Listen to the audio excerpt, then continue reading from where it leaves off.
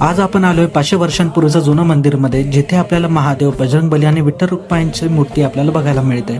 या मंदिराचं वैशिष्ट्य म्हणजे इथे येणाऱ्या प्रत्येक भक्तांची इच्छा पूर्ण होते, ज्याचं नाव आहे महारुद्र मंदिर. या मंदिराचा इतिहास म्हणजे 500 वर्षांपूर्वी एक त्यांचा भक्त होता, ज्याने बजरंगबलीची 50 वर्ष पूर्ण सलग सेवा केली, त्यांची भक्ती केली. त्याच्या भक्तीला प्रसन्न होऊन बजरंगबलीने त्याला वरदान दिले की तू जिथे म्हणशील तिथे येऊन मी तुला दर्शन देईल. तर त्या भक्ताने बजरंगबलीकडे विनंती केली की तुम्ही इथे येऊन स्थायिक व्हा, जेणेकरून सर्व भक्तांना तुमची सेवा करता येईल. बजरंगबलीने त्यांची इच्छा स्वीकार केली आणि इथे येऊन ते स्थायिक झाले.